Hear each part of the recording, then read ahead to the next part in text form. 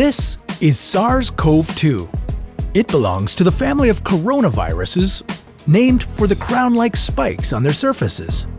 SARS-CoV-2 can cause COVID-19, a contagious viral infection that attacks primarily your throat and lungs.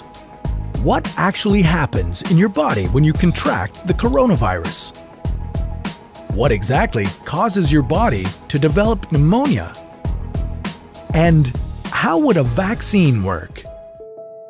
The coronavirus must infect living cells in order to reproduce. Let's have a closer look. Inside the virus, genetic material contains the information to make more copies of itself. A protein shell provides a hard protective enclosure for the genetic material as the virus travels between the people it infects. An outer envelope allows the virus to infect cells by merging with the cell's outer membrane. Projecting from the envelope are spikes of protein molecules. Both a typical influenza virus and the new coronavirus use their spikes like a key to get inside a cell in your body, where it takes over the cell's internal machinery, repurposing it to build the components of new viruses.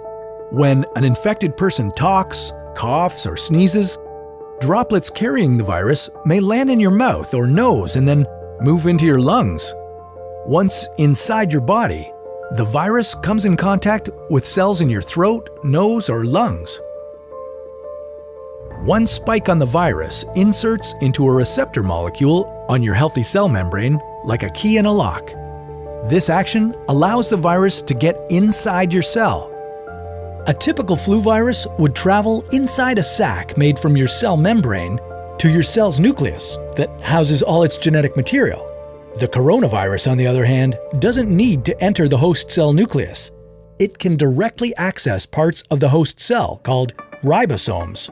Ribosomes use genetic information from the virus to make viral proteins, such as the spikes on the virus's surface. A packaging structure in your cell then carries the spikes in vesicles which merge with your cell's outer layer, the cell membrane. All the parts needed to create a new virus gather just beneath your cell's membrane. Then, a new virus begins to bud off from the cell's membrane.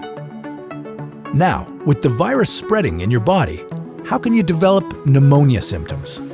For this, we'll have to look into your lungs. Each lung has separate sections called lobes. Normally, as you breathe, air moves freely through your trachea or windpipe, then through large tubes called bronchi, through smaller tubes called bronchioles, and finally into tiny sacs called alveoli.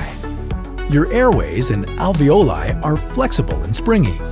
When you breathe in, each air sac inflates like a small balloon. And when you exhale, the sacs deflate. Small blood vessels called capillaries surround your alveoli. Oxygen from the air you breathe passes into your capillaries, and then carbon dioxide from your body passes out of your capillaries into your alveoli so that your lungs can get rid of it when you exhale. Your airways catch most germs in the mucus that lines your trachea, bronchi, and bronchioles. In a healthy body, hair-like cilia lining the tubes constantly push the mucus and germs out of your airways, where you might expel them by coughing. Normally, cells of your immune system attack viruses and germs that make it past your mucus and cilia and enter your alveoli. However, if your immune system is weakened, like in the case of a coronavirus infection, the virus can overwhelm your immune cells, and your bronchioles and alveoli become inflamed as your immune system attacks the multiplying viruses. The inflammation can cause your alveoli to fill with fluid, making it difficult for your body to get the oxygen it needs. You could develop lobar pneumonia, where one lobe of your lungs is affected, or you could have bronchopneumonia that affects many areas of both lungs. Pneumonia may cause difficulty breathing, chest pain, coughing, fever and chills, confusion, headache, muscle pain, and fatigue. It can also lead to more serious complications. Respiratory failure occurs when your breathing becomes so difficult that you need a machine called a ventilator to help you breathe.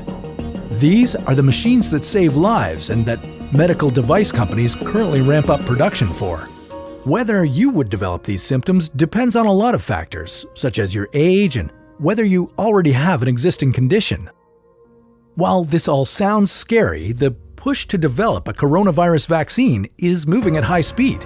Studies of other coronaviruses led most researchers to assume that people who have recovered from a SARS-CoV-2 infection could be protected from reinfection for a period of time. But that assumption needs to be backed by empirical evidence, and some studies suggest otherwise. There are several different approaches for a potential vaccine against the coronavirus.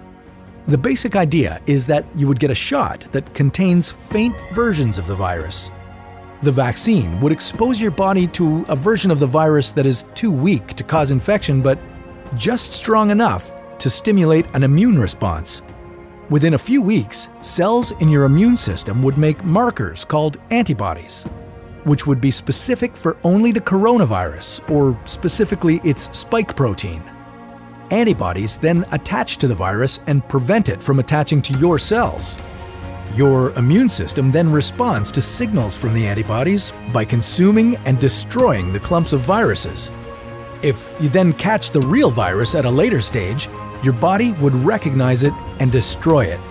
In other words, your immune system is now primed. Collecting evidence on whether this will be possible, safe, and effective is part of what's taking researchers so long to develop a vaccine. It's a race against time to develop a vaccine amid a pandemic.